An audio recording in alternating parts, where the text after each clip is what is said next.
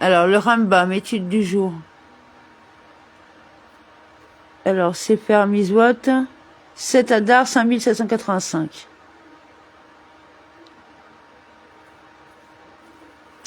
Commandement négatif numéro 63. C'est l'interdiction qui nous a été faite de profaner le nom, ce qui est le contraire de la sanctification du nom divin, qui nous est ordonné par le 9e commandement positif et que nous avons expliqué à cet endroit. Cette interdiction est tirée du verset suivant, « Ne déshonorez point mon saint nom ». Ce péché englobe 3 sortes d'actes. 2 d'entre eux peuvent être exécutés par n'importe quel homme et le 3e ne concerne que certaines personnes. Le premier des 2 sortes d'actes concernant n'importe quelle sorte d'individu est le suivant. Tout homme duquel on exige soit de transgresser un des commandements en temps de persécution, que son persécuteur veuille lui faire violer des commandements minimes ou des commandements importants, soit qu'on exige de lui qu'il commette le péché d'idolâtrie, d'impudicité ou de meurtre, même si cela n'a pas lieu en période de persécution, doit, dans les 2 cas, sacrifier sa vie et se laisser tuer plutôt que de céder, ainsi que nous l'avons expliqué dans le 9e commandement positif. S'il a transgressé cet interdit et a échappé ainsi à la mort, il a profané le nom de l'Éternel et a transgressé cette interdiction. Si cela a eu lieu en public, c'est-à-dire en présence de 10 juifs, il s'agit de la profanation du nom de Dieu en public et de la transgression du verset « Ne déshonorez point mon saint nom », ce qui constitue un très grave péché. Toutefois, son auteur n'est pas puni de bastonnade car il agit sous la menace et un tribunal humain n'a le droit de punir de bastonnade ou de mettre à mort que celui qui a agi volontairement en présence de témoins et après mise en garde formelle. À propos de celui qui a livré son enfant au culte de Moloch et du verset relatif, ce sera moi alors qui appliquerai mon regard sur cet homme. Le Sifri explique ce qui suit. Cet homme est non celui qui a agi sous la menace ou par ignorance ou parce qu'il avait été induit en erreur. Tu comprends maintenant que celui qui pratique l'idolâtrie sous la menace n'est pas passible de la sanction du retranchement et encore moins de mise à mort par le tribunal. Mais il n'en demeure pas moins coupable d'avoir profané le nom de l'Éternel. La deuxième sorte d'acte que chacun peut accomplir, c'est de commettre un péché sans y être poussé par le désir ou par l'appât du gain, mais par simple indifférence et légèreté de conduite. Cela constitue également une profanation du nom de l'Éternel et son auteur est passible de la bastonnade. C'est pourquoi il est écrit, vous ne jurez point par mon nom, à l'appui du mensonge, ce serait profaner le nom de ton Dieu. En effet, une telle personne montre de l'indifférence à cet égard, bien qu'elle n'en tire aucun profit matériel. La troisième sorte d'acte, qui ne concerne que certaines personnes, consiste en ce qu'un homme, connu pour sa piété et pour son honnêteté, est d'une conduite paraissant au public comme une transgression et comme indigne d'un homme pieux, tel que lui, bien que ce soit en réalité permis. Une telle conduite constitue aussi une profanation du nom de l'Éternel, car il est dit, qu'est-ce que la profanation du nom de l'Éternel? Par exemple, dit Rab, si je prenais de la viande chez le boucher sans la payer sur le champ. Rabbi Yohanan lui dit, si je marchais par exemple 4 coudées sans les phylactères et sans la Torah, je profanerais le saint nom. Cette interdiction est répétée de manière suivante. Pour ne pas profaner le nom de ton Dieu, je suis l'Éternel. Les dispositions relatives à ce commandement sont expliquées dans le Pesaïm et à la fin de Yoma. Commandement négatif numéro 65.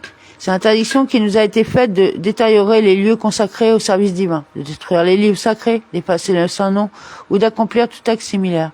Elle est ainsi formulée dans la Torah. Vous n'en userez point de la sorte envers l'Éternel votre Dieu. Cette phrase figure juste après un passage où il nous a ordonné de détruire les idoles, d'effacer leur nom et de renverser leur autel. Toute personne qui transgresse un aspect quelconque de cette interdiction, par exemple en détruisant une partie du sanctuaire ou l'autel, en effaçant l'un des noms de l'Éternel est passible à la bastonnade. Nos maîtres, à la fin de Makok, après avoir expliqué que celui qui brûle du bois du sanctuaire encourt la peine des 40 coups, ajoute ce qui suit. L'interdiction se trouve dans le texte suivant. Livrez leur bosquet aux flammes. Vous n'en userez point de la sorte envers l'Éternel votre Dieu. Il déclare en outre, toujours dans le même passage, cette fois à propos de celui qui efface le nom de l'Éternel et qui doit pour cela être puni de la flagellation. L'interdiction se trouve dans le texte suivant. Effacez enfin leur nom, vous n'en userez point de la sorte envers l'Éternel. Les dispositions relatives à ce commandement sont exposées au chapitre 4 de Shavuot. Commandement positif numéro 172. Il s'agit du commandement qui nous a été enjoint d'obéir à chaque prophète, qu'il repose en paix, et de faire tout ce qu'ils ordonnent, même s'ils donnent des ordres qui vont à l'encontre d'un ou plusieurs commandements de la Torah, pourvu que ce ne soit que temporaire et que cet ordre ne devienne pas un ajout ou un substrat permanent au commandement divin, comme nous l'avons expliqué dans l'introduction à notre commentaire de la Mishnah. Voici sur quel verset la Torah se commandement s'appuie. C'est lui que vous devez écouter. Le Sifri commente ainsi ce verset. C'est lui que vous devez écouter. Même s'il te dit de transgresser temporairement un des commandements édictés dans la Torah, écoute-le. Celui qui transgresse ce commandement est passible de mort par l'intervention divine, comme il est dit. Et alors, celui qui n'obéirait pas à mes paroles, qu'il énoncera en mon nom, c'est moi qui lui demanderai compte. Dans le traité Sanhédrin, nos maîtres disent, 3 coupables sont passibles d'une condamnation par la main divine. Celui qui ne fait pas cas des paroles d'un prophète, un prophète qui agit contrairement à ses propres paroles et celui qui retient le message prophétique dont il a été chargé. Tous ces cas ont été déduits du verset qui n'obéira pas à mes paroles. Nos sages ont expliqué que l'on peut vocaliser le verbe n'obéira pas par lo, yish, shama, à la fois, qui fera pas écouter aux autres et à la fois qui ne s'écoutera pas lui-même lo yashmiya. Pardon. Les dispositions relatives à ce commandement sont expliquées à la fin du traité Sanhédrin. Et donc, on lit sur le... Oui. 3 prakim. Oui, bah oui, mais pour ce soir. Ouais, pour Shabbat, on vous le lira demain soir. Demain soir, quoi. Alors, excusez-nous, on recadre un petit peu pour que vous puissiez voir le texte. Comme ça.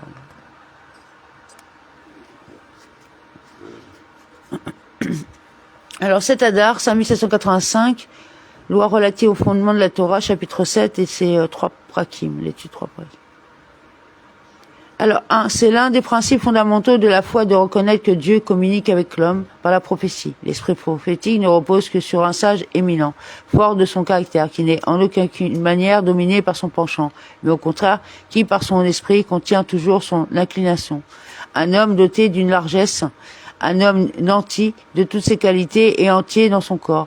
S'il entre dans le Pardès, attiré par ses connaissances grandes et sublimes, qu'il est doué de la justesse d'esprit requise pour comprendre et saisir les sujets abordés, qu'il va en se sanctifiant et se séparer de la multitude qui chemine dans l'obscurité du temps et qui se dévoue diligemment et s'exerce à n'avoir aucune pensée liée aux futilités ou aux vanités et fantaisies du temps, mais au contraire à ce que son esprit soit toujours libre et orienté vers le ciel, lié en dessous du trône de gloire de Dieu, pour comprendre ses intelligences saintes et pures et qui contemple la sagesse du Saint béni soit-il à travers sa création depuis l'intelligence la plus élevée.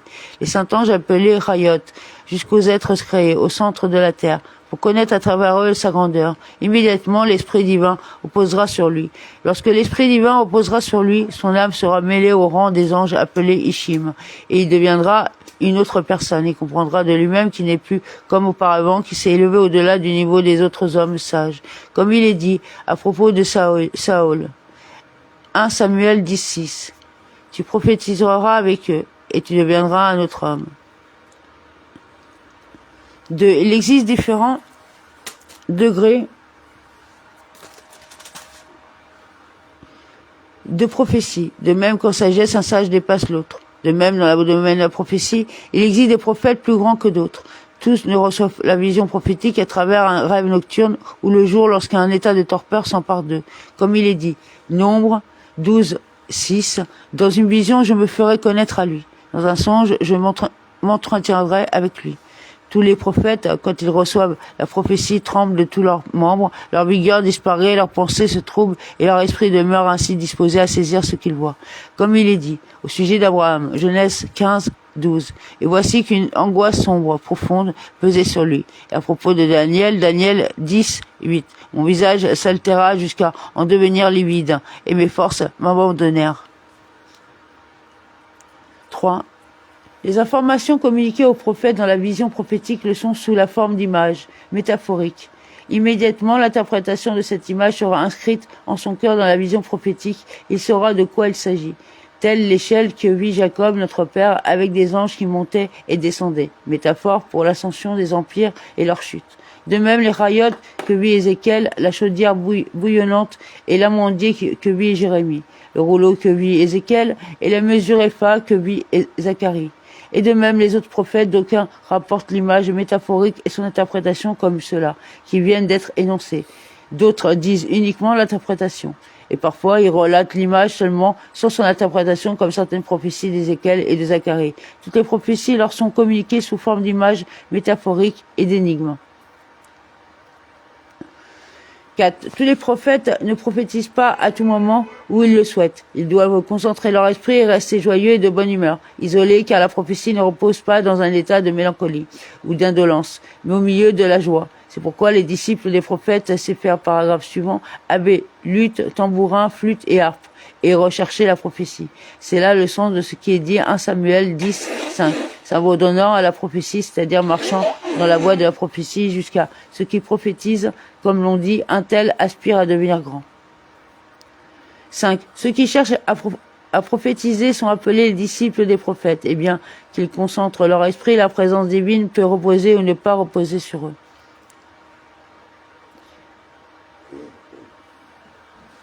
6. Toutes les choses que nous avons dites concernant la prophétie de tous les prophètes, les premiers comme les derniers, à l'exception de Moïse, notre maître, le maître de tous les prophètes.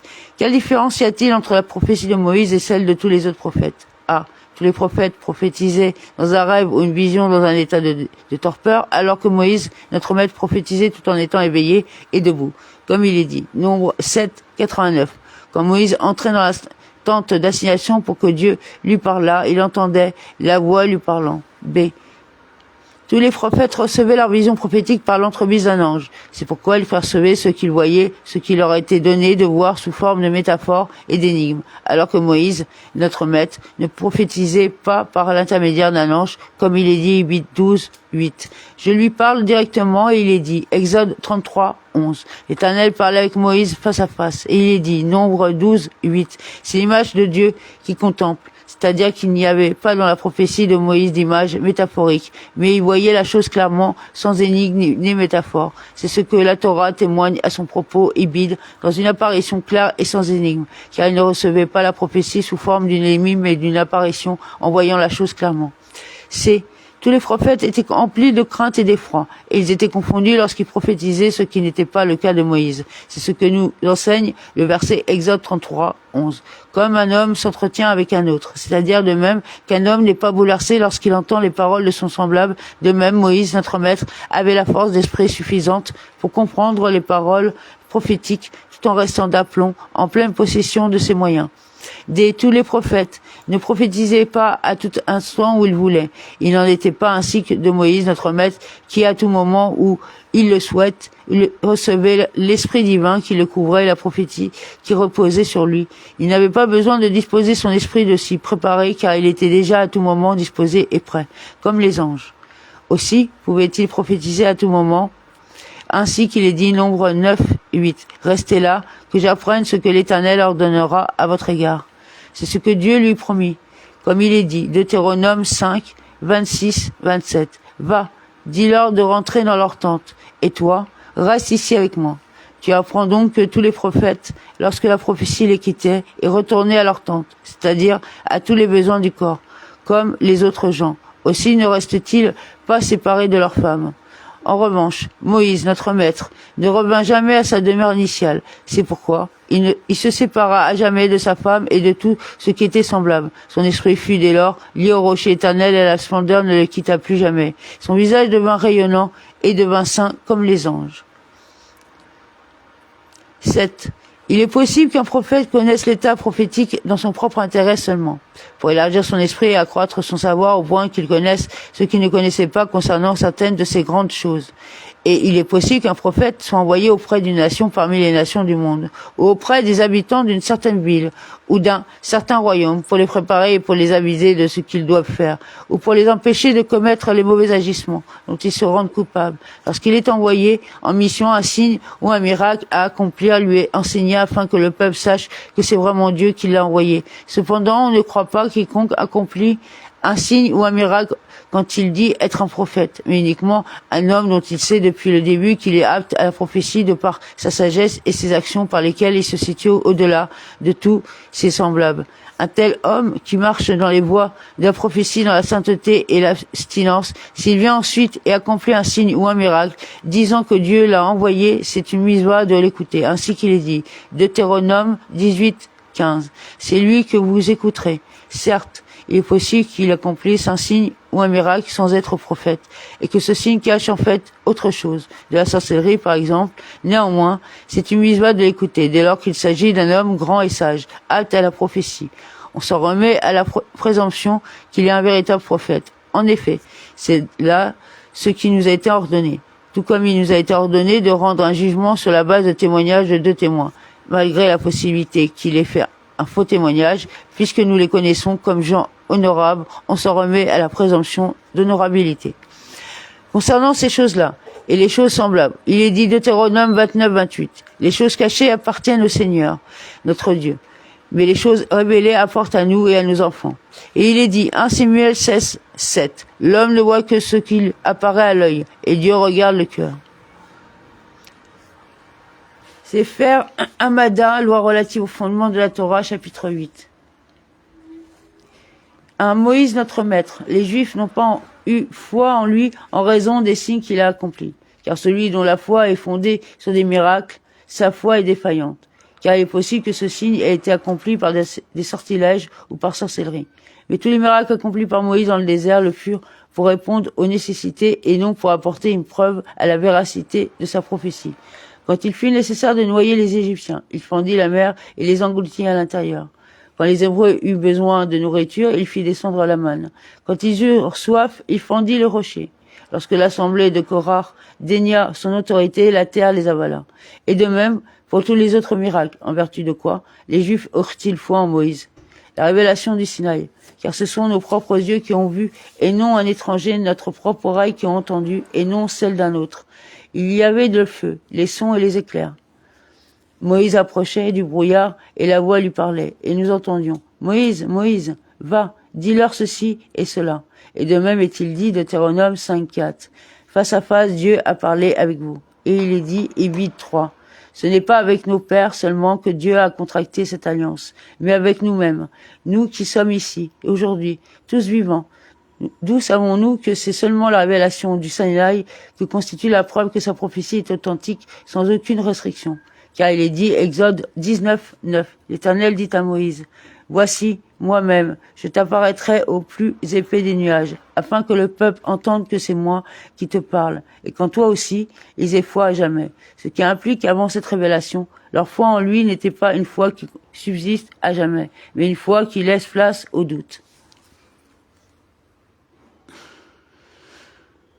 2. Ainsi, ceux pour qui Moïse fut envoyé furent les témoins de l'authenticité de sa prophétie. Il n'eut donc pas besoin d'accomplir d'autres signes pour eux, car eux comme lui ont été témoins de la chose. C'est comme 2 témoins ayant vu ensemble une chose. Chacun d'eux est alors témoin que ce que dit l'autre est vrai, et aucun d'eux n'a besoin de fournir une preuve à l'autre. De même, Moïse, notre maître, tous les membres du peuple d'Israël furent les témoins de l'authenticité de sa prophétie après la révélation du Sinaï. Nul besoin fut donc pour lui d'accomplir un autre signe. C'est là ce que Dieu lui dit au début de sa prophétie, lorsqu'il lui indiqua les signes à accomplir en Égypte. Ébide 3.18. Et ils écouteront ta voix. Moïse, notre maître, savait qu'une foi fondée sur des signes est défaillante et laisse subsister des doutes. Il esquivait 10 ans, Ébide 4. Et ils ne me croiront pas. C'est alors que le Saint béni soit-il lui fit savoir que ces signes n'étaient qu'une mesure temporaire, jusqu'à ce qu'il quitte l'Égypte et qu'après leur départ, lorsqu'il se tiendrait sur cette montagne, les soupçons à son égard disparaîtraient. Car il lui donnerait un signe par lequel les Juifs sauraient qu'il a réellement été envoyé par Dieu depuis le début. Et aucun doute ne subsisterait en leur cœur. Tel est le sens de l'écriture, Exode 3.12. Ce qui sera le signe pour prouver que c'est moi qui t'envoie. Quand tu auras fait sortir ce peuple d'Égypte, vous adorerez le Seigneur sur cette montagne même. Tu dois de même conclure concernant la foi en tout prophète postérieur à Moïse, que notre foi en lui ne saurait être fondée uniquement sur un signe, mais ce que l'on dit. S'il accomplit un signe, nous écouterons tout ce qu'il dira. En fait, nous ajoutons foi à ses paroles en raison du commandement prescrit par Moïse dans la Torah. S'il donne un signe, vous l'écouterez. Deutéronome 18.15, au même titre qu'il nous a ordonné de rendre un jugement en se basant sur le témoignage de 2 témoins, bien que nous ne sachions pas si le témoignage est vrai ou faux. Ainsi, c'était mitzvah d'écouter ce prophète, bien que nous ne sachions pas si ce signe est authentique ou s'il relève de la sorcellerie et de sortilège. 3. C'est pourquoi, s'il se lève un prophète qui accomplit de grands signes et de grands miracles, tout en cherchant à démentir la prophétie de Moïse, notre maître. On ne doit pas l'écouter et on sait dès lors avec certitude qu'il a accompli des signes par des sortilèges ou par sorcellerie. Car la foi en l'authenticité de la prophétie de Moïse n'était pas basée sur des miracles, pour que l'on compare ces miracles à cela. Plutôt, nous avons vu de nos propres yeux et nous avons entendu de nos propres oreilles comme lui. À quoi pourrait-on comparer cela? À une situation où un homme a observé un fait de ses propres yeux et des témoins viendraient devant lui et témoigner la chose ne s'est pas passée comme il l'a vu.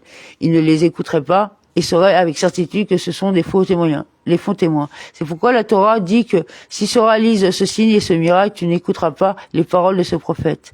Deutéronome 13, 3 et 4. Car celui-ci cherche par ce signe ou ce prodige à dénier ce que tu as vu de tes propres yeux. Et dès lors que c'est uniquement en vertu du commandement que Moïse nous a prescrit que nous ajoutons foi à un prodige comme signe de l'authenticité d'un prophète.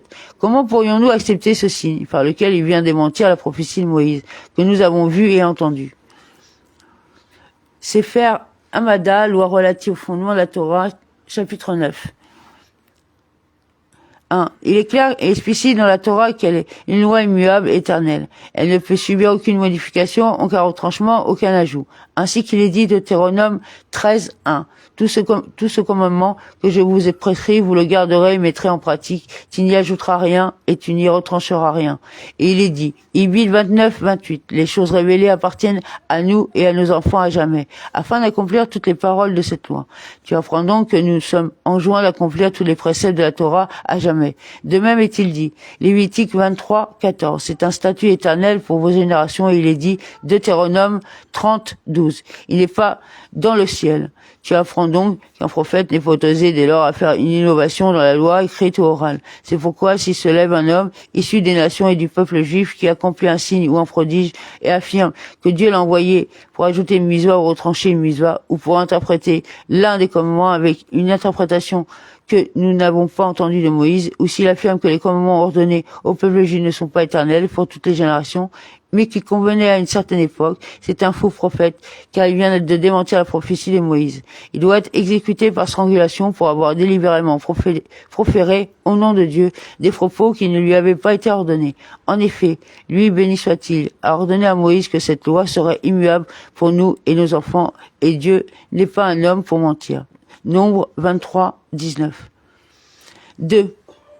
S'il en est ainsi, pourquoi est-il dit dans la Torah, Deutéronome 18, 18 ? Je leur susciterai un prophète du milieu de leurs frères, tel que toi. Ce prophète ne vient pas établir une nouvelle religion, mais ordonner de suivre les préceptes de la Torah et de mettre en garde le peuple de ne pas transgresser celle-ci. Comme l'a dit le dernier d'entre eux, Malachi 3, 22. Souvenez-vous de la Torah de Moïse, mon serviteur. Et de même, s'il donne un ordre dans un domaine autre que le registre des commandements de la Torah, en disant par exemple allez à tel endroit ou n'y allez pas, engagez le combat aujourd'hui ou ne l'engagez pas, construisez cette muraille ou ne la construisez pas. Il incombe de l'écouter, celui qui contrevient à ces paroles est passible de mort par le ciel, comme il est dit Deutéronome 18, 19. Et l'homme qui n'écoutera pas mes paroles que le prophète prononcera en mon nom, c'est moi qui lui en demanderai compte. 3. Et de même, le prophète qui viole ses propres paroles et qui se retient de livrer sa prophétie passible de mort par le ciel. Et de ces trois, il est dit, je lui en demanderai compte.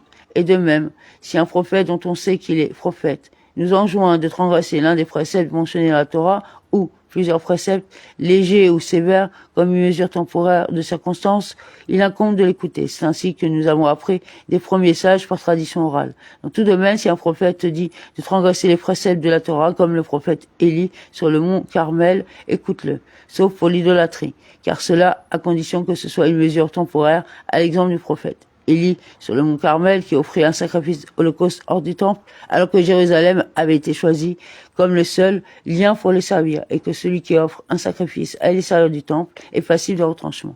Puisqu'il est un prophète, il nous incombe de l'écouter. Et dans ce cas aussi s'applique le verset, c'est lui que vous écouterez, Deutéronome 18, 15. S'il avait interrogé le prophète, Élie, en lui disant alors nous abolir ce qui est écrit dans la Torah, Évide 12, 13. Garde-toi d'offrir tes holocaustes en tout lieu. Où bon te semblera?